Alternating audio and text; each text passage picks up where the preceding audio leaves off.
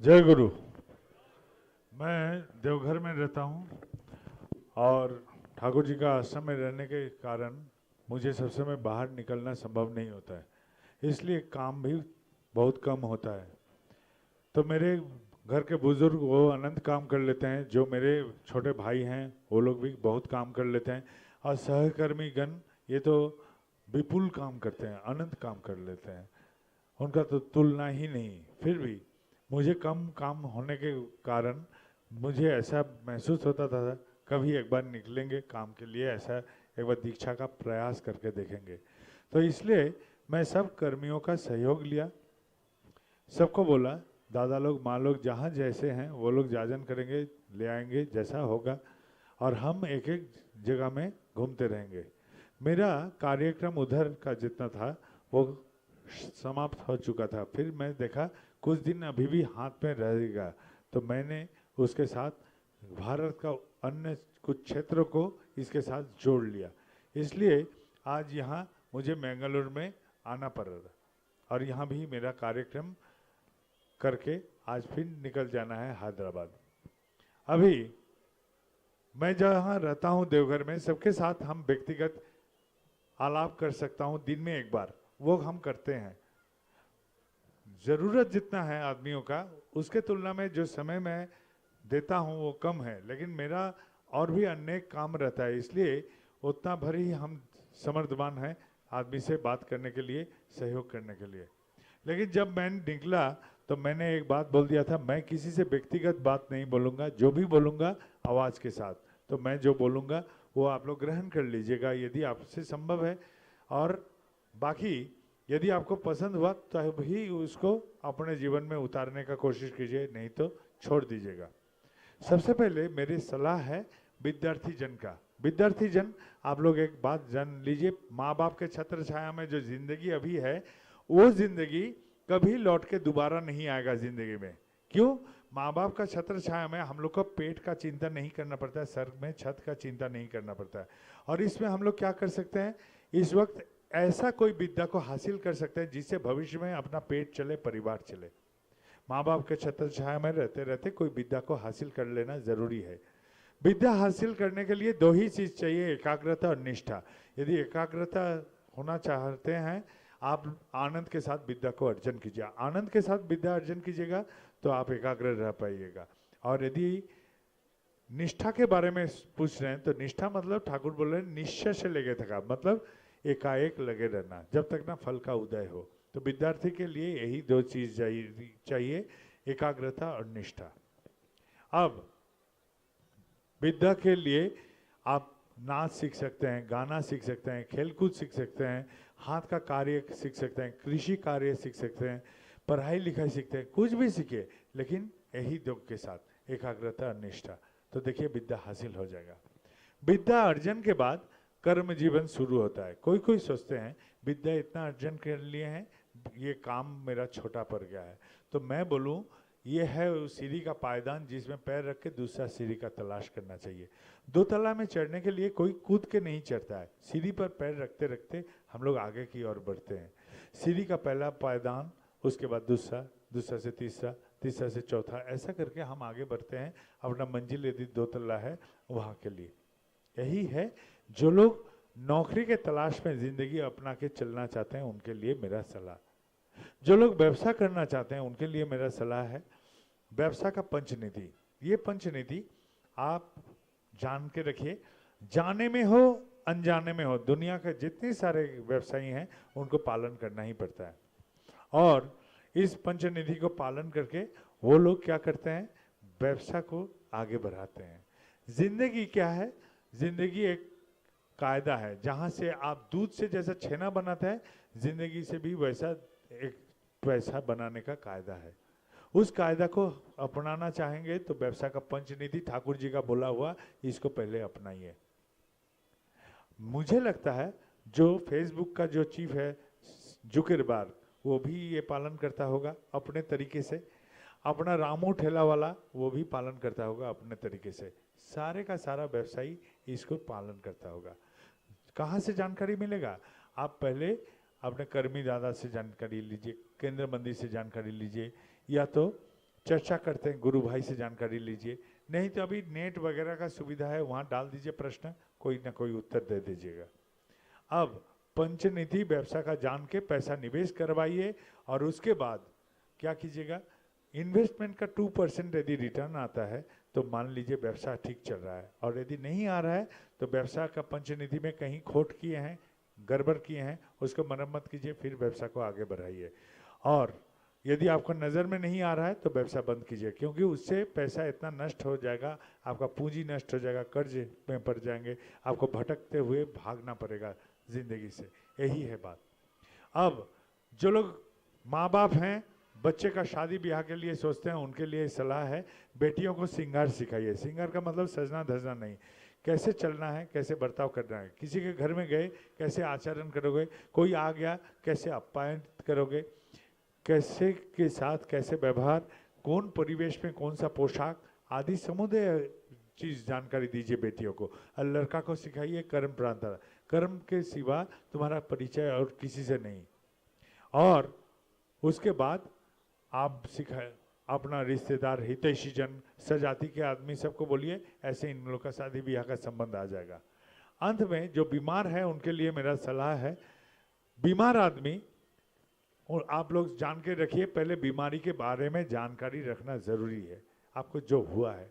मेरे आश्रम, जहाँ ठाकुर जी का आश्रम में रहते हैं, उसके पीछे का एक गांव है, उस गांव में एक लड़का, उसका बेटा है 8 साल का, बीमार पड़ गया, चलने फिरने के लायक भी नहीं रहा, खेलता कूदता बेटा अचानक बीमार पड़ गया। बहुत इलाज कराने के बावजूद भी वो जब सुस्त नहीं हुआ, आके हमको बोलता है, दादा मैं क्या करूं, मेरा बेटा को कोई बीमारी से मुक्ति नहीं मिल रहा है। तो मैंने साथी को बोला, इंटरनेट पर जा, खोल और साइट खोल के देख, ये जो बोल रहा है उसको लिखते जा। वही लिखते गया। उसके बाद जो रोग निर्णय किया गया इंटरनेट से, वो रोग का कोई चिकित्सा हल एलोपैथी मत में नहीं था।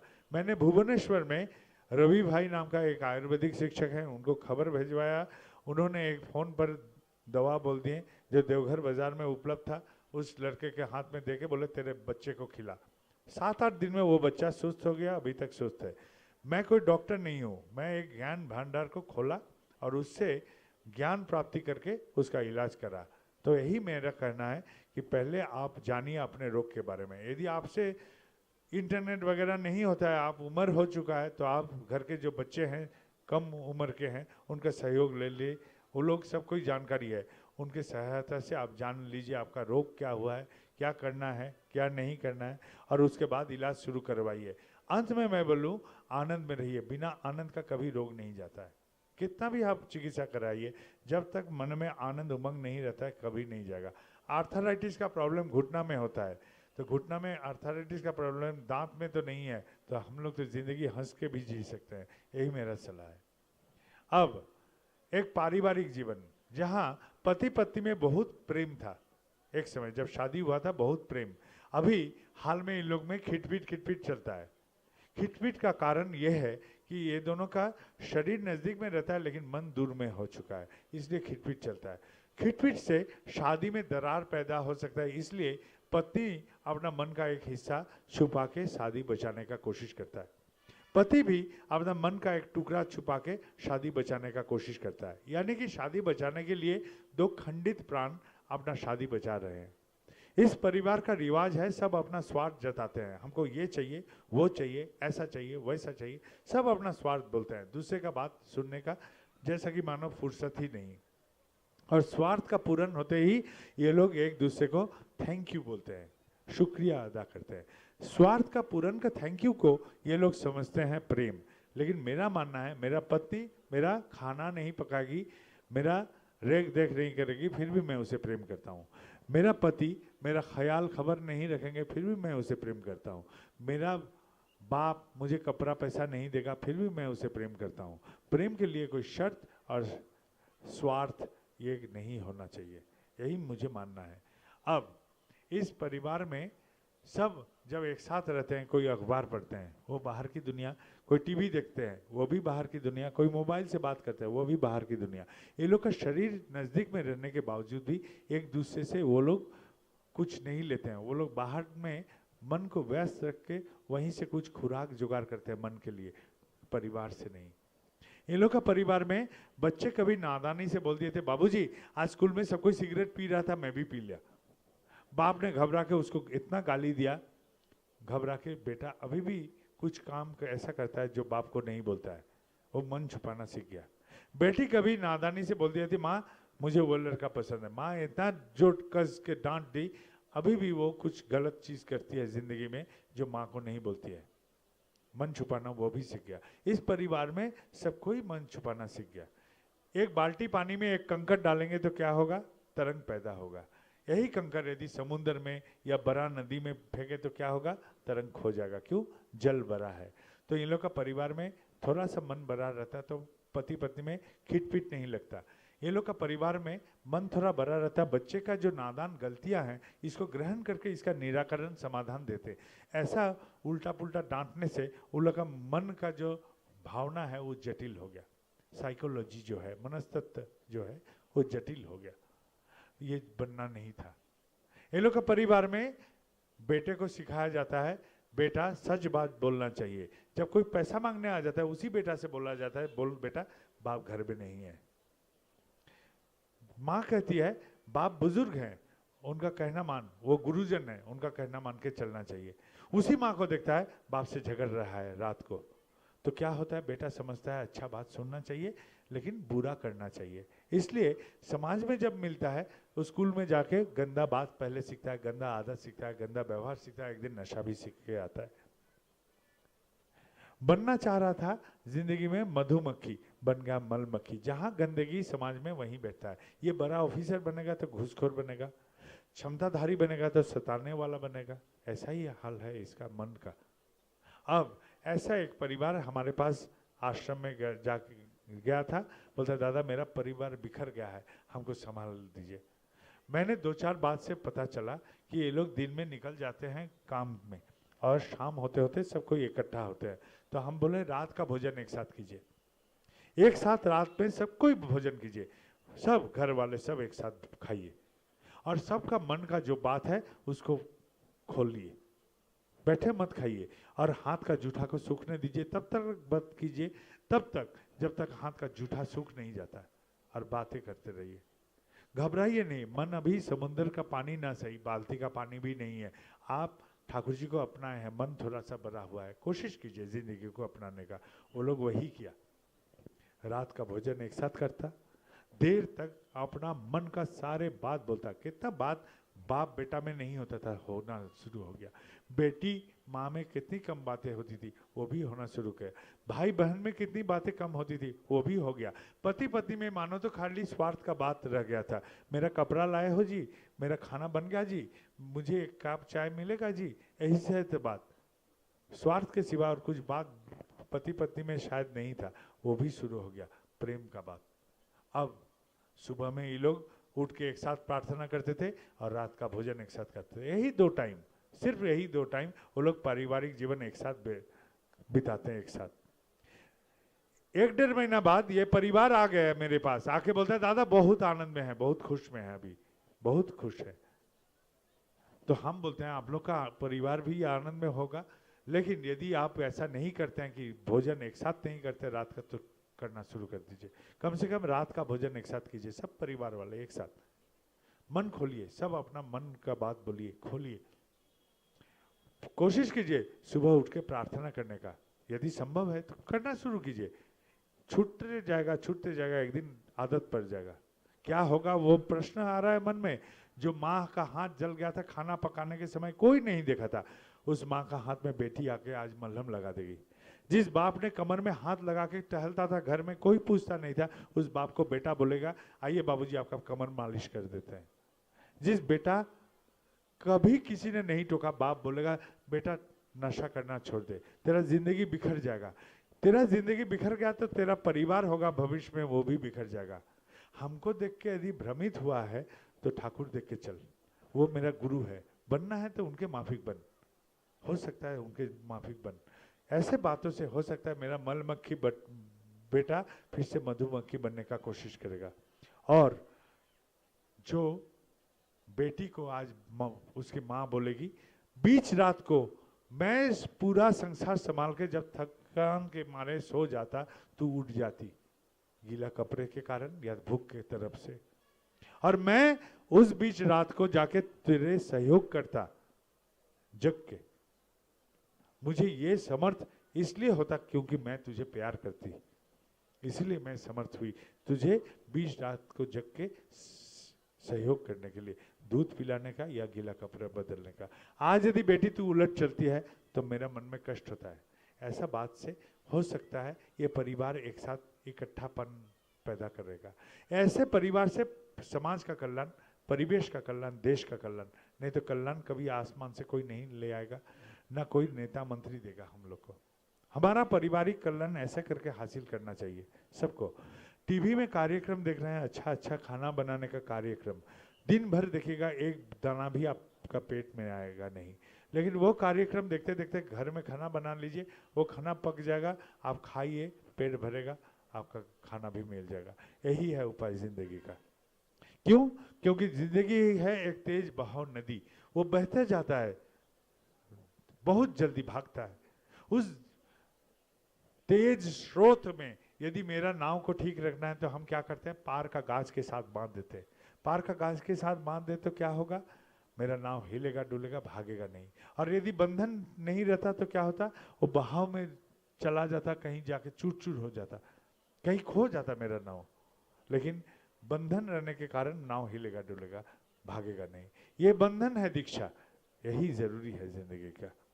अब कोई कोई बोलता है दीक्षा लिए हैं कुछ नहीं मिलता है। हम बोले पंखा लेके 1000 साल बैठे रहोगे, एक बूंद भी हवा नहीं मिलेगा।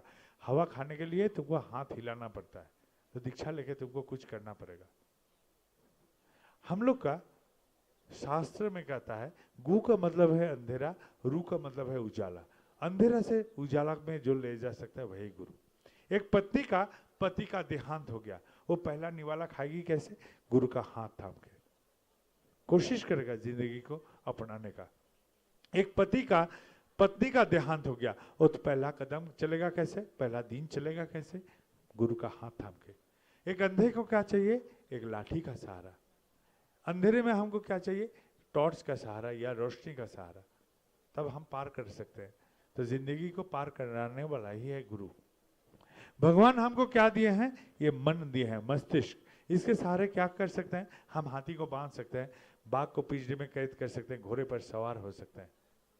शारीरिक बल से इनसे समर्थवान नहीं है, लेकिन मन के बल से इनको बेबस कर सकते हैं अपने बस में लाने के लिए।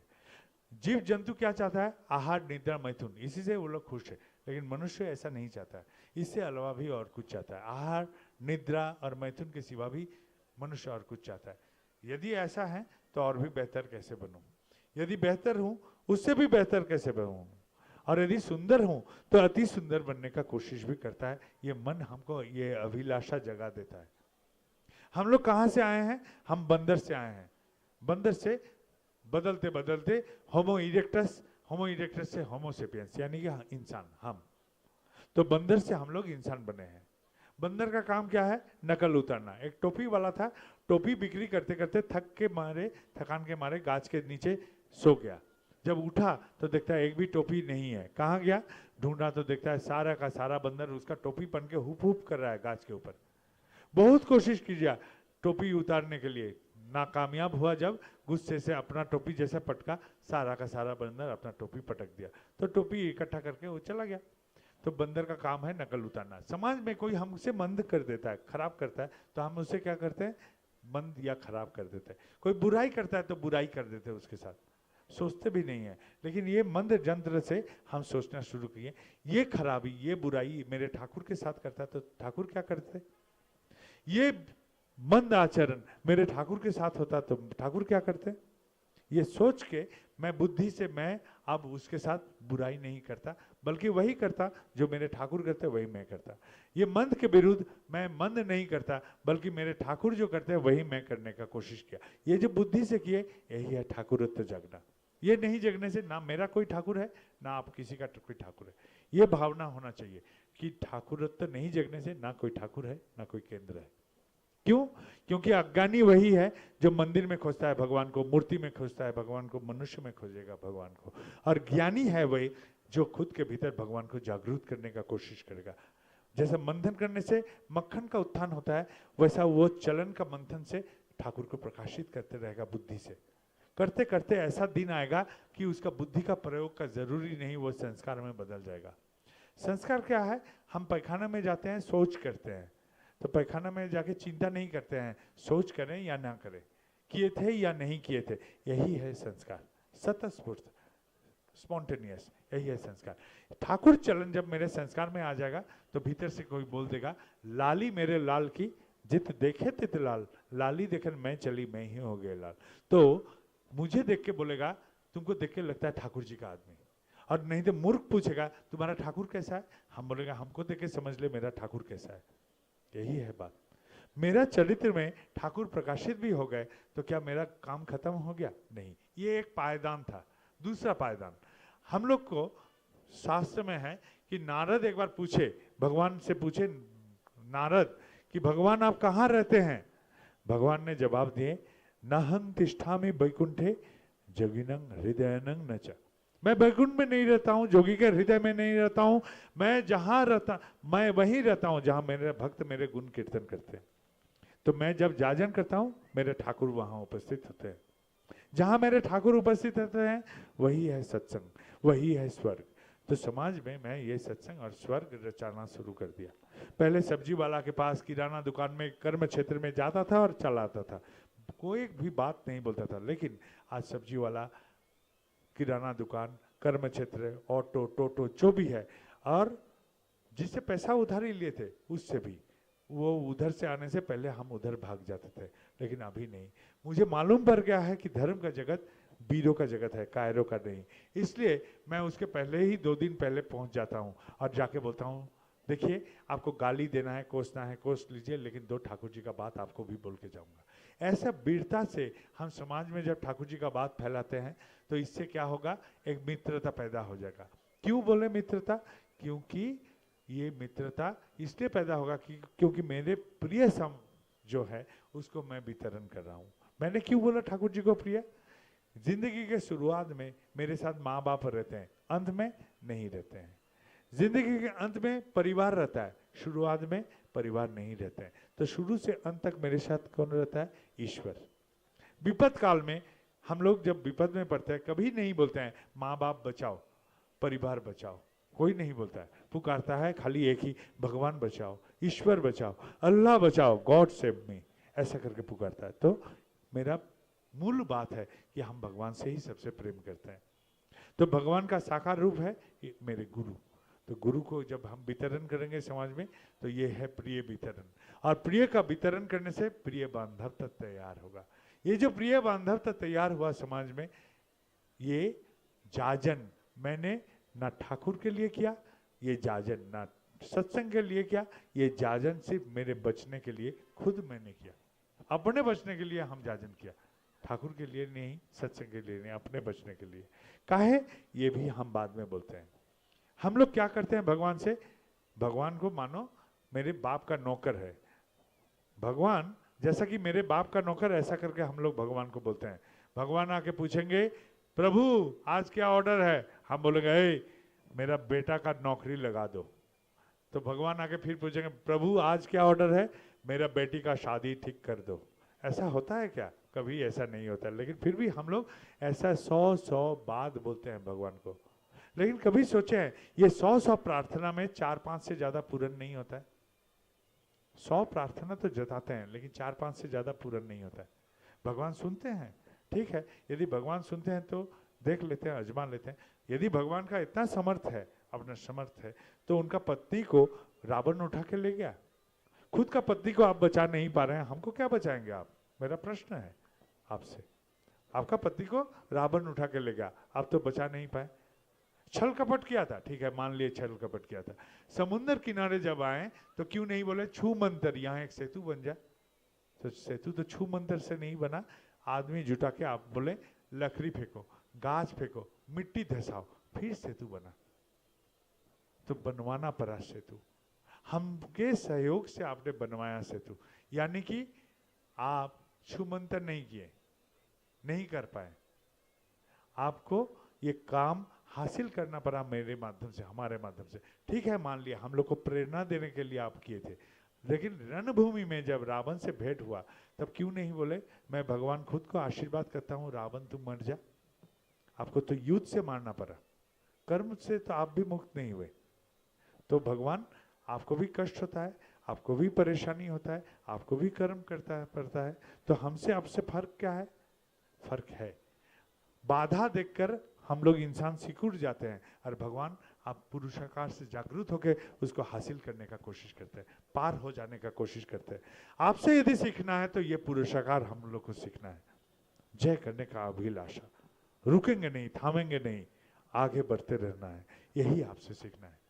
इस धरती का विधान क्या है? यहाँ जो कोई भी आएगा उसको करना पड़ेगा खुद को, बनना पड़ेगा खुद को, हासिल करने पड़ेगा खुद को। हम इंसान क्या करते हैं?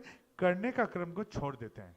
करने का क्रम यदि छूट गया तो बनने का क्रम भी छूट जाएगा, और पाने का लालसा से हम खाली मांगते हैं, हे भगवान ये दीजिए वो दीजिए, नहीं दे पाएंगे, क्योंकि यही है धरती का विधान। यहाँ जो कोई भी आएगा उसको खुद को करना पड़ेगा, खुद बनना पड़ेगा, फिर हासिल करना पड़ेगा। और इस विधान को भगवान आप पालन करते हैं बोलकर ही आप विधाता बोला जाता है आपको। मैं जब नहीं करता, पाने का क्षमता जब नहीं हुआ तो आप भी हमको मंजूर नहीं दे पाएंगे। इसलिए 100 में 4-5 ही पूर्ण होता है मेरा।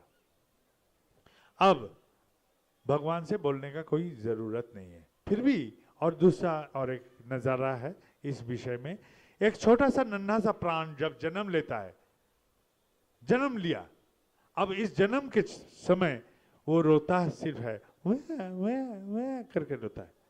हर दुनिया का माँ उस बेजुबां बेभाषा का बच्चे का सारा बात समझ जाता है। कब उसका गीला कपड़ा बदलूं, कब उसके दूध पिला लूं, कब उसको जलन हो रहा है, कोई खराबी हो रहा है, कोई स्वस्थी का कमी महसूस कर रहा है, तो माँ उसका सहयोग कर देती है। ना उसका भाषा है, ना उसका जुबान है, फिर भी सारे का सारा माँ उसको समझ लेती है। यदि सारे का सारा माँ समझती है तो ईश्वर आपको मालूम नहीं, हम भी तो आपका संतान है, मालूम नहीं आपको कि हमको क्या चाहिए या नहीं। यदि एक मानवी माँ, एक मनुष्य माँ को मालूम है बच्चे को क्या चाहिए, तो ईश्वर को भी शायद मालूम है हमको क्या चाहिए। हमको बोलने का कोई जरूरत नहीं, फिर भी हम लोग बोलते हैं। क्यों बोलते हैं? संशय से। संशय एक भगवान के प्रति, आपके प्रति संशय है भगवान कि आप सुनेंगे नहीं, इसलिए हम बोलते हैं।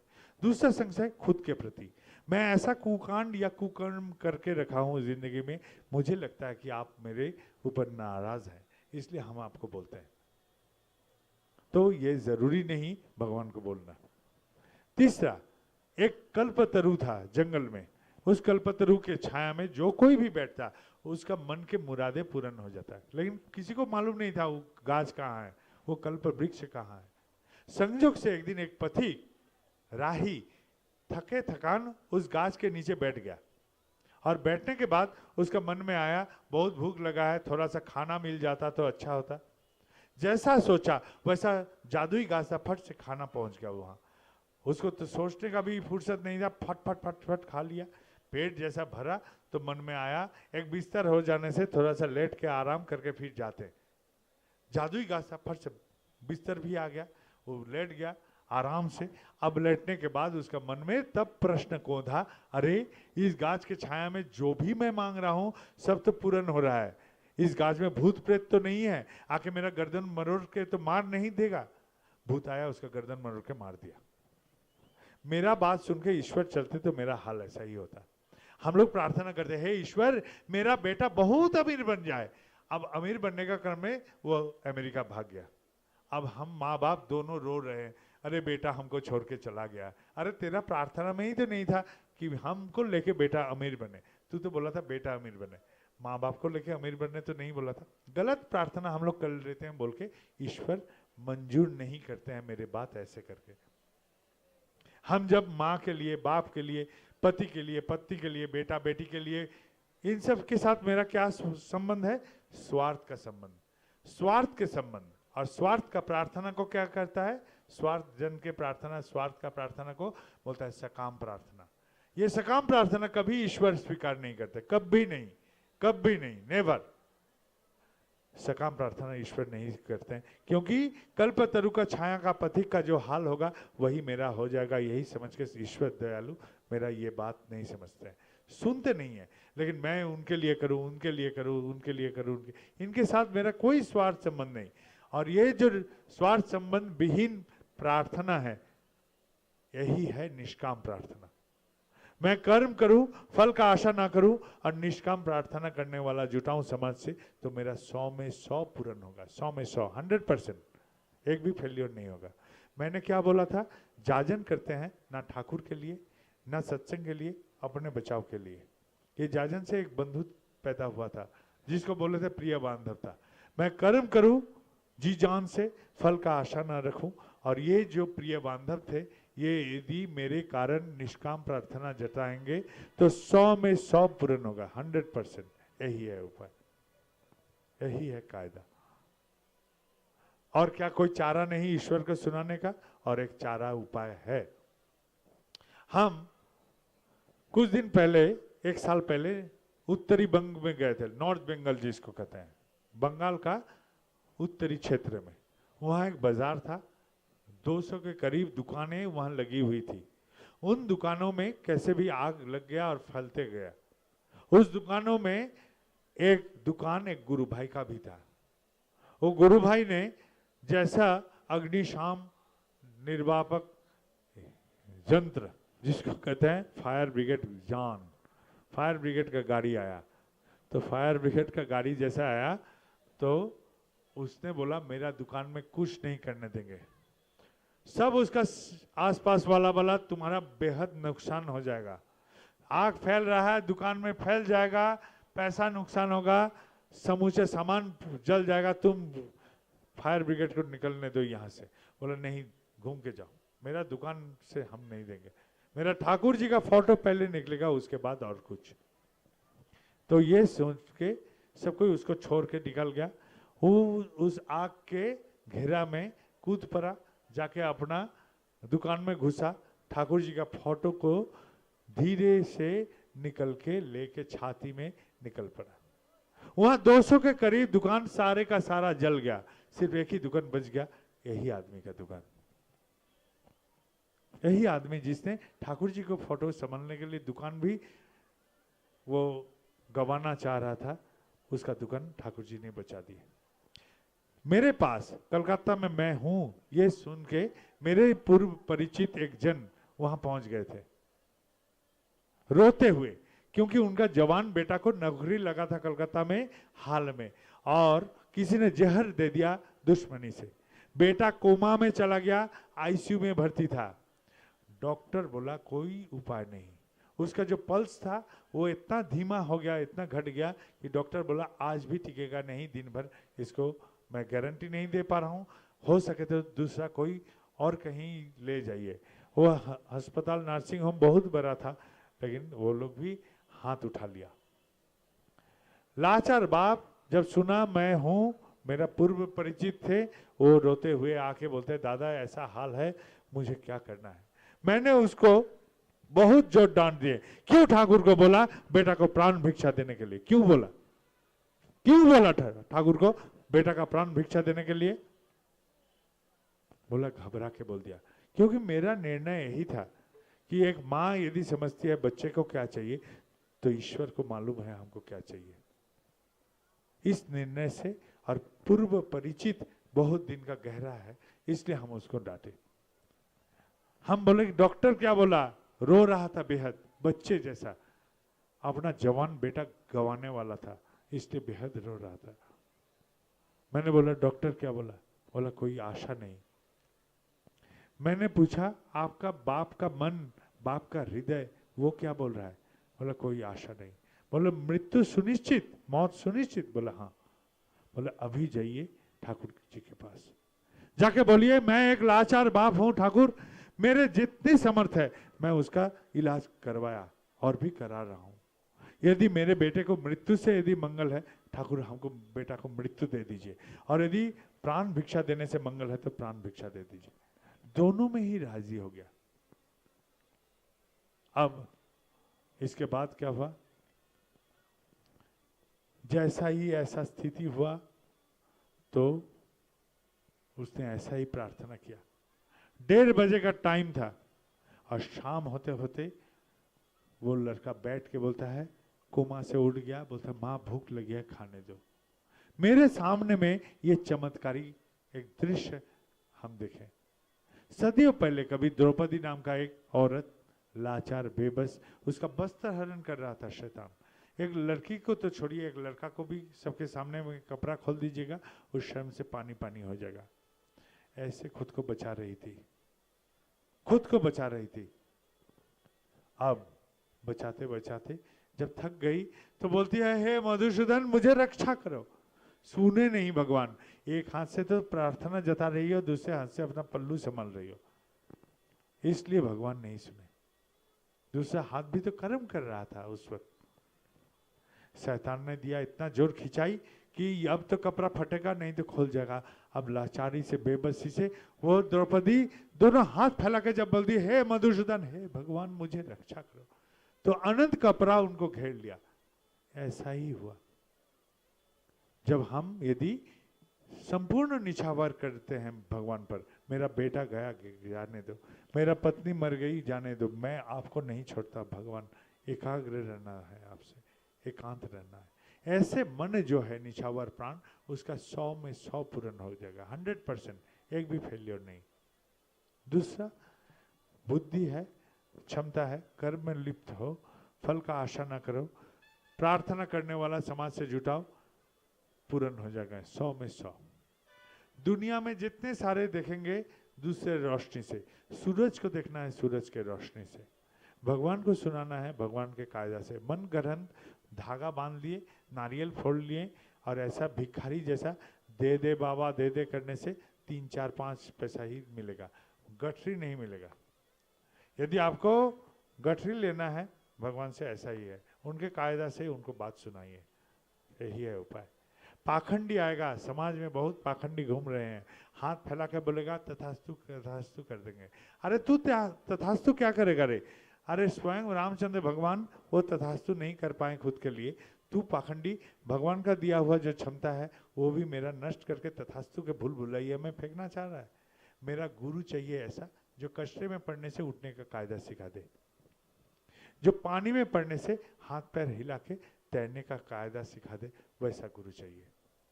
बाबाईदा छू देने से मंगल होता है, ठेंगा होता है। यदि छूने से मंगल होता, अपना बच्चे लोग को डॉक्टर दिखाना नहीं पड़ता। बाबाईदा छू देने से मंगल होता है, मैं कलम छू दूं तो मंगल होता। यदि ऐसा होता तो पहले मेरे बच्चे लोग का कलम मैं छू देता हूँ, बेचारे लोग को पढ़ना नहीं पड़ता, पढ़ाई लिखाई बहुत तो ऐसी ही बात है, ऐसा नहीं होता है। ठाकुर जी बोले, आज गुबीते आस्था शुद्ध जहन्नुम में आस्थान। अजूबे बातों पर जो भरोसा करता है उसका जगह जहन्नुम में होता है। ऐसा बातों पर भरोसा मत कीजिए, एकदम नहीं, कभी नहीं, कदापि नहीं।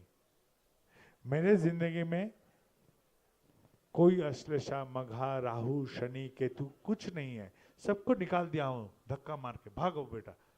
क्योंकि ज्योतिष शास्त्र का एक ही वाणी मैं मानता हूं, किंग कुर्बे ग्रहे सर्वा जस्य केंद्र बृहस्पति, यही मानता हूं ज्योतिष शास्त्र का एक ही बात। जिसका जीवन केंद्र में गुरु या बृहस्पति हो, उसका कोई ग्रह नक्षत्र कुछ नहीं बिगाड़ पाएगा। ऐसा हुआ था, मैं एक बार मेरे पत्नी के साथ बाजार में टहल रहा था, वो कुछ बाजार कर रही थी, आश्रम का कुछ औरत के लिए बाजार कर रही थी।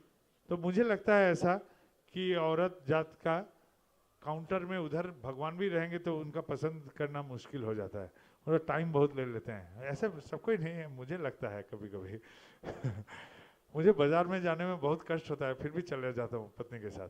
लेकिन मैं क्या करूं, बाजार कर रही वो, तो मैं देखा टहलते टहलते एक ज्योतिष कार्यालय था कलकत्ता में, गौरिया हाट में।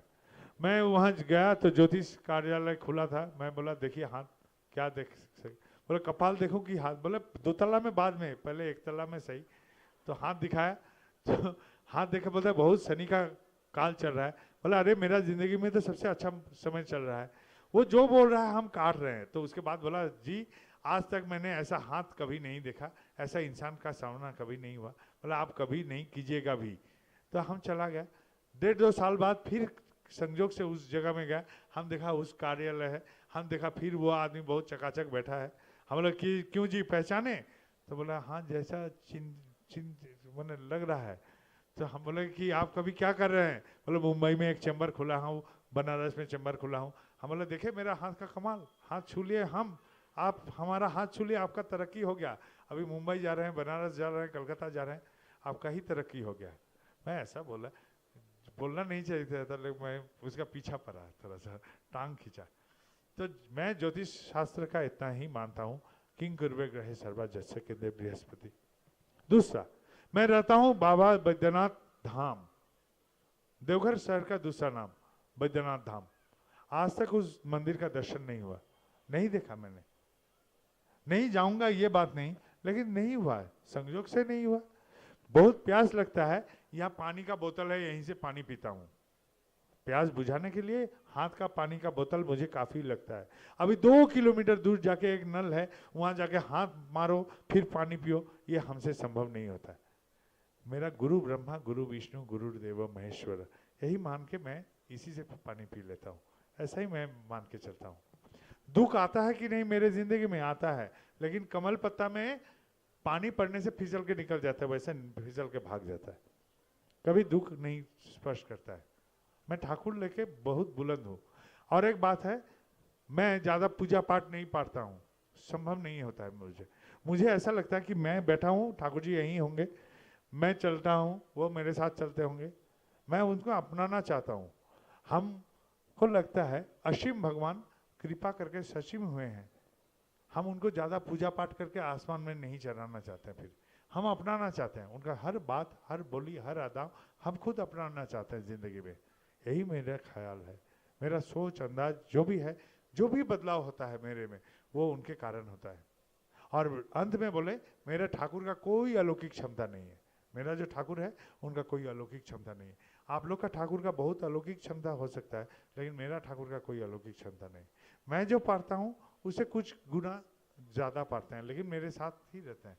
मैं जितना बना हूँ उतना ही वो हम में समाये हैं, उतना भर हम यही मानता हूँ। क्योंकि मुझे लगता है तुम हो जैसे राम के वैसे होते तेरे राम, दाएं जाओ तो दाएं लेकिन बाएं जाओ तो बाम। मैं जितना भर प्राप्त किया हूँ, खुद को पिघला हूँ, उतना बर्फ हूँ मैं। यदि मैं पिघला हूँ तो उतना भर पानी प्राप्त किया हूँ, उतना भर मुझे ठाकुर प्राप्ति हुआ है। मेरा ठाकुर उतना भर, यही मैं मान के चलता हूँ। अंत में ये मेरे ठाकुर सोचता, मैं ऐसा करके ठाकुर सोचता हूँ, ऐसा करके सोचता हूँ। यदि आपको अच्छा लगा, युक्ति लगा तो ग्रहण करके सोच भी सकते हैं ऐसे, और यदि लगा ये फालतू था, बकवास था, निकाल दीजिए कान से, एक बार भी मत सुनिए। लेकिन एक कर्ण भी लगा कि सुनने लायक है, पालन करके देखिए, बेहद आनंद में रहिएगा। हमको ठाकुर जी से कुछ आशा नहीं है, उम्मीद नहीं है। एक साल ऐसा गुजर रहा था मेरे साथ कि साल में 5 बार अस्पताल जाना पड़ा था।